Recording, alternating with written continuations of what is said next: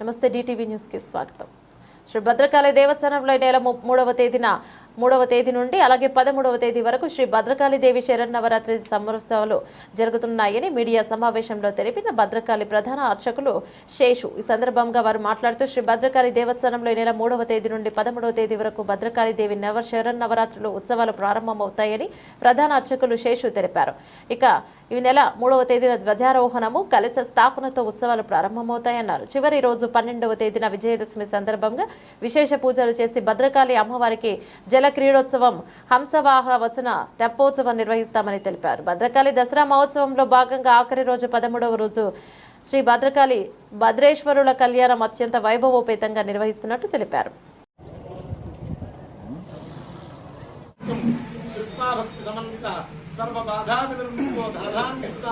దక్షిణాచార శాస్త్రాద్వైత సంప్రదాయాన్ని అనుసరించి శరన్నవరాత్రి నవరాత్రులు అంటారు.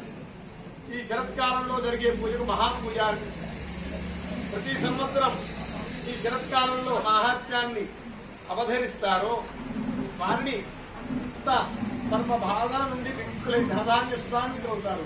అదే భవిష్యత్తు అనుగ్రహం వల్ల మనుషులు ఈ సంవత్సరం 2024 క్రోధినామ సంవత్సరం ఆశ్చర్య శుద్ధ ప్రతిభ గురువారం నుండి 13 అక్టోబర్ 2024 ఆశ్చర్య శుద్ధ ఏకాదశి వరకు 10 రోజుల పాటు జరుగుతుంది. శరత్కాలంలో అమ్మవారికి ఈ దేవీ నవరాత్రులు జరపడం వల్ల మనిషి అన్నవాడు సమస్తమైన బాధల నుండి విముక్తుడై ధనధాన్య సుధాన్వితులు అవుతాడు అని అమ్మవారు చెప్పింది. దేవీ భాగవతులు మార్కండేయ పురాణాంతర్గత సప్తశుద్ధులు అట్లాగే దేవీ భాగవతం. కాబట్టి దేవీ నవరాత్రి వ్రతం మనిషి యొక్క జీవుని యొక్క సమస్తమైన సంకటములను దూరం చేస్తుంది, సకల ఐశ్వర్యాలు ఇస్తుంది.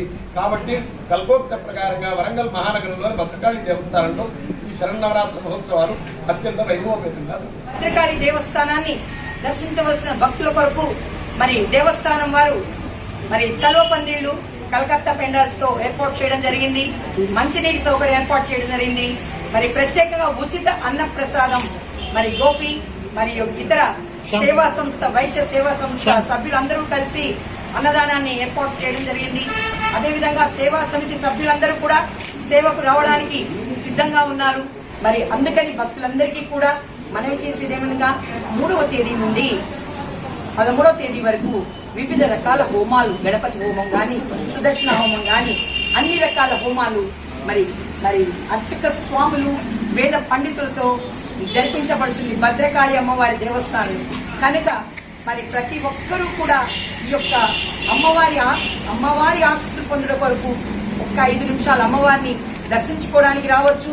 ఎవరైనా హోమాల్లో పాల్గొనవచ్చు. అదేవిధంగా మరి పెద్దలకి శ్రీయుత సీఎం గారిని ఆహ్వానించడం జరిగింది. వారు కూడా సమయం చూసుకొని వస్తానని అన్నారు. అదేవిధంగా శ్రీయుత మన శ్రీమతి కొండా సురేఖ మేడం గారు, మన ఎండోమెంట్ మినిస్టర్ గారైన మేడం గారిని కూడా ఆహ్వానించడం జరిగింది. వారు తప్పనిసరిగా సతీ సమేతంగా మరి అమ్మవారి దర్శనానికి పట్టు వస్త్రాలు, తలంబరాలు పట్టుకొని వస్తానని తెలియజేశారు. అదేవిధంగా శ్రీయుత నాయని రాజేందర్ రెడ్డి గారు, మన ఎమ్మెల్యే గారు, వారిని కూడా ఆహ్వానించడం